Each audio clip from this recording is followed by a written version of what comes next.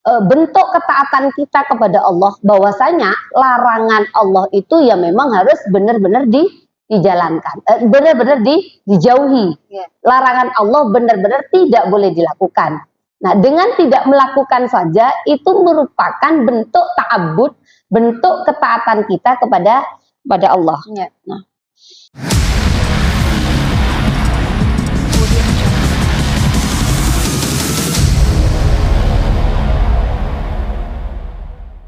Bismillahirrahmanirrahim. Assalamualaikum warahmatullahi wabarakatuh.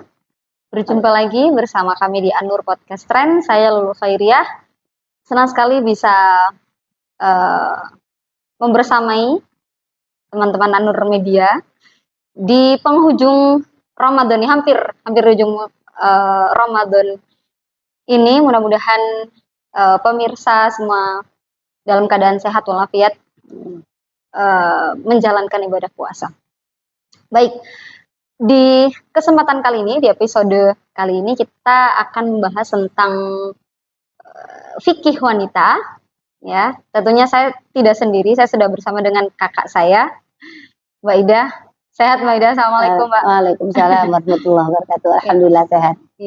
Udah di ujung Ramadan ini gimana Mbak rasanya Mbak Ida? Ya, perasaannya ya alhamdulillah bisa melaksanakan puasa Ramadan ini dengan lancar. Tentunya ya perasaan sedih juga ya, kita mau meninggalkan bulan yang sangat mulia. Ya, dan belum tentu kita nyampe untuk Ramadan tahun depan. Ya, mudah-mudahan kita diberikan umur panjang oleh Allah SWT, sehingga kita masih bisa bertemu dengan bulan Ramadan tahun depan gitu. Ya, saya sudah tidak perlu mengenalkan lagi ya Mbak Ida ini. Mbak Ida ini salah satu pengajar di Pondok Pesantren An-Nur, dan pengetahuan dan keilmuan beliau tentang fikih ya, khususnya fikih wanita itu sudah tidak perlu diragukan lagi, karena dulu juga beliau nyantri di Pondok Salafiyah Bangil Pasuruan. Berapa tahun Mbak? 8 tahun ya? Iya, 8 tahun. Ya, 8 tahun. Kalau saya pernah sih di Bangil Mbak, cuman 1 bulan ibaratnya, cuman santri kilat gitu. Ya, dan beliau juga dulu pernah tabarukan di Pondok Pesantren An-Nur Lumajang ya Mbak Ida ya, di sana. Dan bahasan kita kali ini adalah mengenai kaifiyah atau tata cara mengkodok puasa khususnya bagi wanita. Ya, seperti yang sudah kita ketahui Mbak, perempuan, kalau kita ngomongin tentang perempuan wanita ini kan satu makhluk yang sangat unik ya, menurut saya, karena dengan ketetapan atau ketetapan yang sudah Allah berikan, wanita itu sudah memiliki fitrahnya dengan menstruasi, kemudian melahirkan, nifas, begitu ya, menyusui dan segala macam. Nah, sehingga hal-hal tersebut akhirnya mempengaruhi terhadap puasa yang dilakukan oleh wanita, gitu. Nah, yang satu hal yang juga sudah menjadi ketetapan Allah, bahwa wanita yang haid, yang menstruasi dan nifas itu dilarang berpuasa dalam bulan Ramadan gitu, atau di puasa-puasa yang lain. Nah, ini dasarnya kenapa Mbak? Kok wanita itu nggak boleh puasa? Wanita haid itu nggak boleh puasa? Baik, gitu. Ya, monggo silahkan Mbak Ida. Assalamualaikum warahmatullahi wabarakatuh. Waalaikumsalam warahmatullahi wabarakatuh. Bismillah, alhamdulillah, la haula wala quwata illa billah. Wassalatu wassalamu ala Rasulillah Muhammad ibni Abdillah wa ala alihi wa ashabi wa mawalah. Amma ba'd. Pemirsa media An-Nur Media yang sangat berbahagia, berjumpa lagi bersama kami ya, di penghujung Ramadan pada tahun 1444 Hijriah ini. Alhamdulillah kita masih diberi kesempatan untuk beribadah dan mengisi ibadah di bulan Ramadan ini dengan keadaan sehat dan sehat walafiat. Semoga di akhir Ramadan ini kita masih tetap bisa istiqomah ya, walaupun biasanya sudah agak kendor ini ya. Iya, ini sudah ibaratkan kalau mesin udah Ya, turun, sudah mulai turun turun. mesin ya, iya. Ya mudah-mudahan masih ada kesempatan ya untuk mengisi Ramadan ini dengan sebaik-baiknya, menuai pahala sebanyak-banyaknya, dan semoga Allah menerima semua amal ibadah kita selama bulan Ramadan, dan tentunya harapan kita adalah berjumpa lagi ya, dalam Ramadan tahun mendatang dalam keadaan sehat ya. Baik, seperti yang sudah disampaikan oleh Dek Lulu tadi,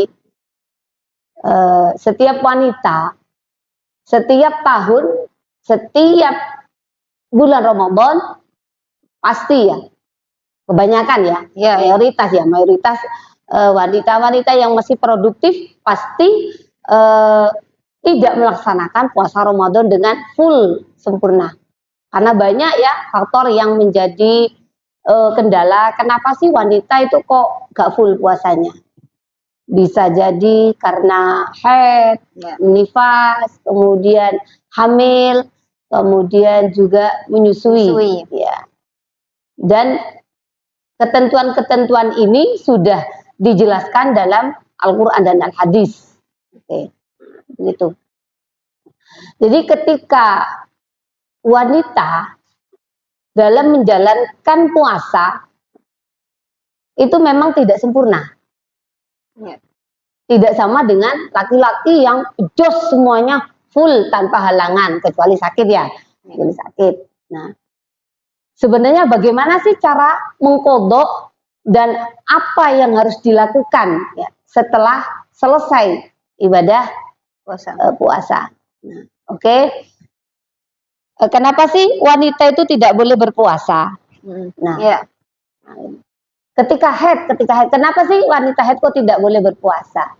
Nah, tentunya Allah sudah memastikan, sudah memberikan aturan ya.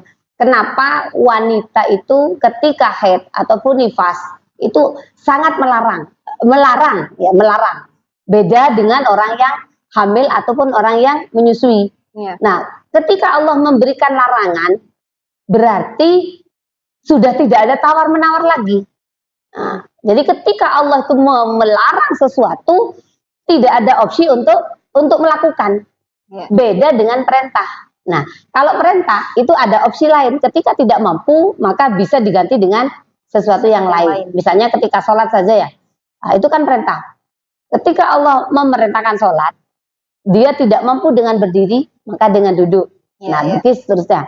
Tetapi ketika larangan, sudah tidak ada tawaran, tidak boleh melakukan. Nah, ini bedanya antara perintah dan larangan. Nah, kenapa sih haid tidak boleh berpuasa? Yang pertama, bentuk ketaatan kita kepada Allah, bahwasanya larangan Allah itu ya memang harus benar-benar dijalankan, benar-benar dijauhi. Larangan Allah benar-benar tidak boleh dilakukan. Nah, dengan tidak melakukan saja itu merupakan bentuk ta'abbud, bentuk ketaatan kita kepada Allah. Nah, Allah sudah menjelaskan dalam Al-Quran ya, dalam surah Al-Ahzab, wa ma kana lil mu'minin wala lil mu'minatin idza qadallahu wa rasuluhu ay yakuna lahumul khiyarah min amrihim. Wa may ya'sillahu wa rasulahu faqad dhalla dhalalan mubina.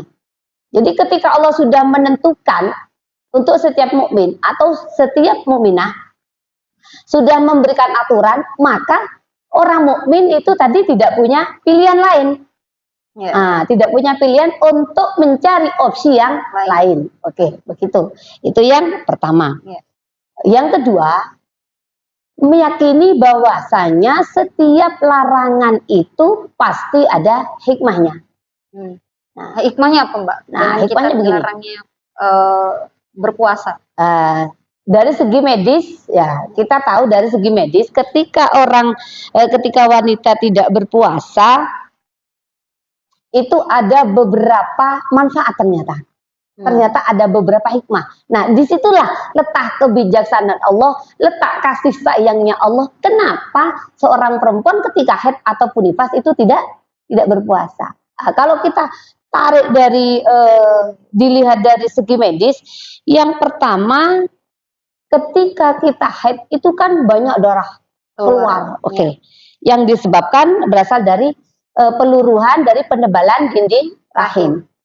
Dan itu akibatnya kita tahu kan rasanya bagaimana kalau kita, Masya Allah ya, kita haid sudah banyak keluar darah, kemudian kita itu sakit. Nah, kemudian apa akibatnya? Lemes. Terjadi perubahan hormonal biasanya dalam tubuh kita. Nah, itu. Ketika kita puasa, itu kan kita harus butuh tenaga yang strong ya. Iya, betul. Ya, emosi juga harus stabil lah ya. Nah, ketika memaksakan untuk berpuasa, nanti efeknya jadi berakibat ekses kepada wanita itu sendiri nggak nyaman. Dia sakit, masih dituntut untuk berpuasa. Jadi itu poin begitu rahmatnya Allah kepada perempuan, detailnya. Nah, itu sangat-sangat, Allah itu sangat Maha Al-Hakim, Maha Ar-Rahman, Maha Ar-Rahim. Nah, artinya kadang gini Mbak, ada orang yang bahkan mengeluh gitu.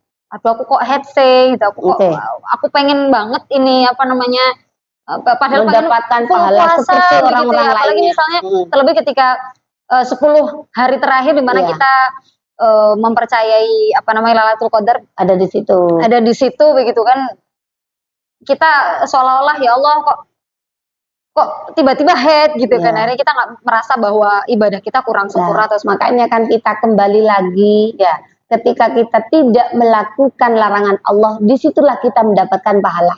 Nah, kalau kita menyadari hal itu, oh ya sudah, karena ini sudah ketentuan Allah. Jadi tidak ada makhluk pun yang bisa memilih. Nah, tidak bisa menawar ketentuan yang sudah ditetapkan oleh Allah. Nah, makanya kalau kita sadari bentuk ta'abbud kita dengan tidak melaksanakan larangan itu adalah ibadah, nah, itu akan menepis semua rasa ngersuloh yang ada di diri kita. Yang kedua itu tadi hikmahnya dari segi medis memang banyak ya, memang banyak apa namanya yang dirasakan seorang wanita ketika haid, akan mengalami ada nyeri perut, ada kram, kemudian ada apa namanya sakit pinggang, dan itu jika kalau kita memaksa untuk berpuasa justru akan membahayakan diri kita. Nah, itu diantara dari kenapa tidak boleh wanita haid tidak boleh berpuasa, begitu. Lalu gimana Mbak Ida sekarang kita cara mengkodenya itu seperti apa Mbak untuk wanita yang haid, wanita yang apa namanya yang nifas, kemudian hamil, menyusui begitu ya. Nah, untuk cara menggantinya ketika haid kita harus mengganti sesuai hari yang ditinggalkan. Misalnya punya hutang haidnya 5 hari, ya tetap mengganti 5 hari tanpa adanya fidyah.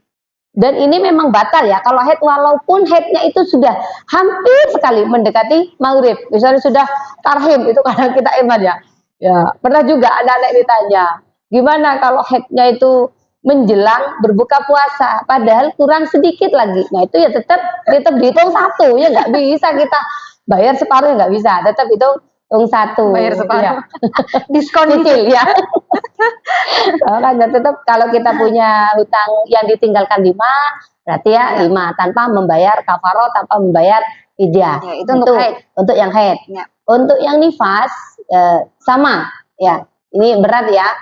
Kalau nifas disuruh puasa, apalagi melahirkannya ini baru dapat 1 kali Ramadan, kemudian melahirkan. Waduh, ini utangnya banyak 30 hari ini ya. Dan itu tidak bisa diganti dengan fidyah. Harus mengkodok 30 hari misalnya kita selama nifas ya di bulan Ramadan.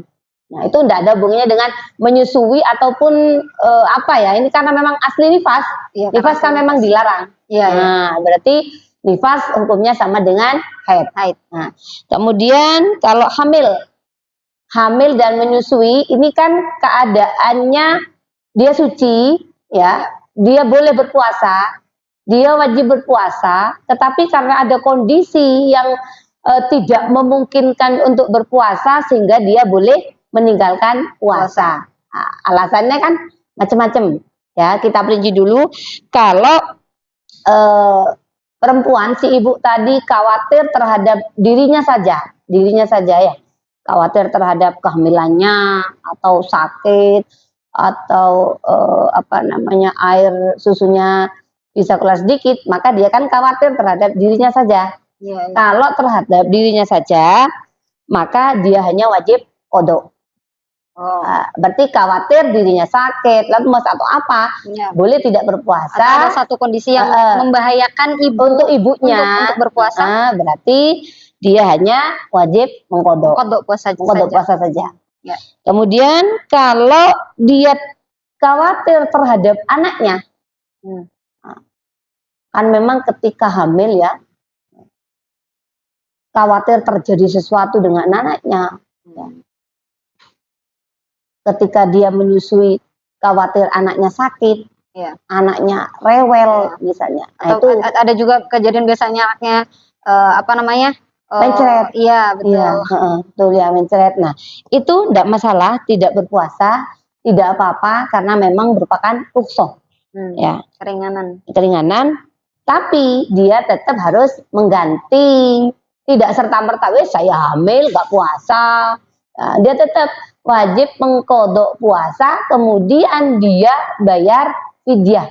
1 hari 1 mud atau 6 on. Jadi 6 ons apa ini? 6 ons.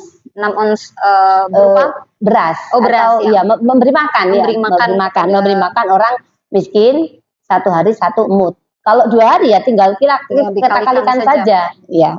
Nah, berarti kalau khawatir terhadap anaknya, dia membayar qadha, ya tetap membayar fidyah. Oke.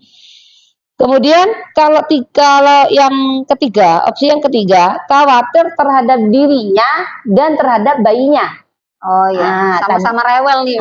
Sama-sama rewel nih. Maka apa yang dilakukan? Maka dia hanya qadha saja.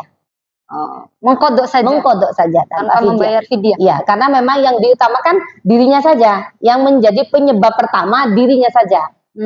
Jadi kembali ke yang awal. Iya, jadi perinciannya begini, kalau khawatir pada dirinya, maka dia qadha. Kemudian kalau khawatir terhadap bayinya, janin, maka dia qadha dan fidyah. Kalau khawatir terhadap dirinya dan terhadap bayinya, maka dia mengqadha. Mengqadha saja. Iya, seperti itu. Oke.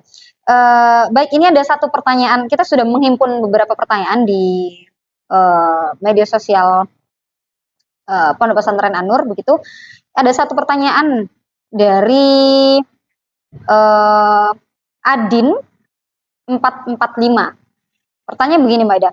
Kenapa perempuan yang haid diwajibkan mengqadha puasa sementara perempuan tidak diwajibkan untuk mengqadha sholat? Oke. Kenapa kok sholat tidak kita qadha, sementara puasa itu kita qadha begitu? Ini pertanyaan dari siapa tadi? Adin 445. Oke, ya. Ini terlalu kepengen banyak ibadah ini ya. Iya, ini kayaknya kategori yang tadi. Oke. Kenapa wanita tidak wajib qadha sholat, hanya wajib qadha puasa? Oke. Begini ya. Sebenarnya Allah memerintahkan atau memberikan syariat terhadap hamba itu sudah sesuai dengan batas kemampuan manusia. Jadi sebenarnya nggak usah mengada-ada ya, nggak usah mengada-ada ketetapan yang sudah ditetapkan oleh Allah. Dan ini juga pernah ditanyakan ya oleh salah satu sahabat ya, pada waktu zamannya Sayyidah Aisyah. Memang ada seorang perempuan yang bernama Mu'adzah. Ini menanyakan kepada Sayyidah Aisyah. Ya. Jadi hadisnya begini. Dalam riwayat Imam Muslim an Mu'adzah. Sa'altu Aisyah, ma balul haid taqdis shaum wala taqdis salat. Faqalat ahurriyatun anti faqultu lastu biharuriyah walakinni as'al. Faqalat kana yusibuna dzalik fanu'mar biqada'is shaum wala nu'mar biqada'i shalat. Jadi pernah yang namanya Mu'adz ini bertanya kepada Rasulullah, kepada Sayyidah Aisyah, ya. Saat itu Aisyah, saya bertanya kepada Sayyidah Aisyah, ma balul haid? Kenapa dengan orang haid taqdis saum harus mengqadha puasa, wala naqdis salat, ya, wala taqdis salat, tidak mengqadha salat. Nah, terus dijawab, Ahuriyah, apakah kamu dari golongan Haruriyah? Haruriyah itu orang yang terlalu bertamuk, terlalu memperdalam masalah ru'iyah. Nah, Ya. faqalat lastu biharuriyah. Bukan, boten, saya bukan Haruriyah. Saya cuma tanya. Nah, walakini as'al, saya cuma tanya. Dijawab lagi oleh Sayyidah Aisyah. Kana yusibuna dzalik. Saya pun seperti itu. Saya pun haid. Ya. Fa nu'mar biqada'is shaum. Saya diperintah, kita diperintah untuk mengqadha puasa, wala nu'mar biqada'is shalat. Saya tidak diperintah untuk mengqadha salat. Jadi kalau sudah Rasulullah, ya sudah Sayyidah Aisyah sudah memberikan warning, sudah memberikan aturan seperti itu, ya kita nggak usah nawar, ya, nggak usah mengada-ada. Ya. Dan ini juga bentuk salah satu Rahman Rahimnya Allah. Kenapa kok kita tidak mengqadha sholat? Coba kita bayangkan, ya. Kalau puasa sih enak kita ngitungnya dari tanggal 5 sampai tanggal 10 berarti utangnya berapa? 5. Ya. Iya. Kalau kita tidak sholat satu hari aja 5. Haidnya biasanya 6 atau 7. 5 kali 7, 35. Apa gak kesel sholatnya? Bolak-balik. Iya. Belum lagi haidnya yang lama. Belum lagi kalau nifas. Nah, iya, mau dikodok berapa? Dan itu pun juga kalau dilakukan itu tidak berpahala. Nah, tidak berpahala. Tidak berpahala. Ketika misalnya kita mengqadha sholat, iya, itu sholatnya tidak berpahala. Iya. Dan ini sudah dijelaskan, ya. Bal yahrumu qada'uha as-sholat. Wala yasihu inda Ibni Hajar wa yukrahu qada'uha inda Ramli. Ya, jadi haram untuk mengqadha sholat dan sholatnya tidak sah, ya. Menurut Imam Romli. Ya. Fa'alaihi yasihu wa tan'aqidu sholat naflan mutlaqan min ghairi thawabin. Dan yang dilakukan tadi, ya, jatuhnya bukan lagi sholat wajib, tetapi sholat mutlak yang tidak berpahala. Min ghairi thawabin. Jadi daripada nganggur, ngapain kita harus mengqadha sholat? Kita bisa melakukan dengan ibadah-ibadah yang lain. Ya, bisa diganti, bisa melakukan sholat sunnah-sunnah yang lain daripada mengqadha sholat bagi orang yang meninggalkan sholat ketika haid. Nah, seperti itu. Ya. Sudahlah, kita ikuti apa yang sudah disyariatkan oleh Rasulullah, yang sudah ditetapkan oleh imam-imam madhab. Iya, betul. Oke. Baik, ini ada satu pertanyaan lagi yang masuk, Mbak, ya, dari Najib_939. Berapa kafarot bagi yang belum selesai? Berapa kafarot yang bagi mereka yang belum selesai mengqadha puasa sampai Ramadan datang lagi nih? Jadi misalnya mereka punya hutang puasa begitu ya. Ini bagi siapa aja mungkin? Bisa perempuan, bisa laki-laki. Iya. Cuman yang dominan yang punya hutang biasanya perempuan. Iya. Ya. Kemudian mereka tidak punya waktu atau mungkin karena kelalaian mereka tidak sempat untuk membayar hutang. Sehingga datanglah lagi bulan Ramadan. Dan mereka belum membayar. Nah, itu ada kafaratnya nggak? Oke. Ya, jadi orang yang punya hutang kemudian sampai Ramadan lagi masih tetap utangnya. Nah, ini kena menen ini. Utangnya cuma 5, utangnya 6, 365 hari. Nah, yang 330 nih kemana? Ya kok sampai nggak punya utang kok nemen ya. Kalau kita utang sama manusia aja mungkin mesti, kalau apalagi utang sama debt collector ya. Ditagih terus. Aduh, ditagih terus. Ya untung ini ya kita utang sama Allah, nggak ada yang nagih.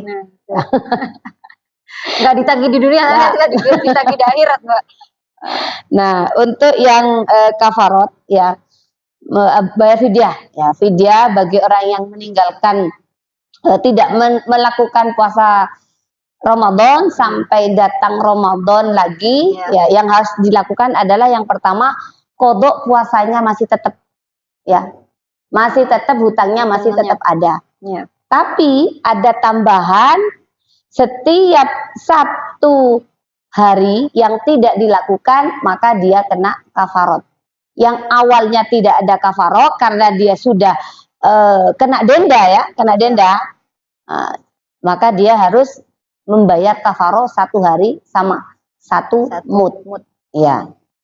6 ons tadi. 6 on itu kalau 1 hari. Nah, kalau 3 hari ya kali 3 kali. Kalau misalnya masih tahun depan lagi. Nah, itu gimana? Apa? Ya takarraru ditakar di sini.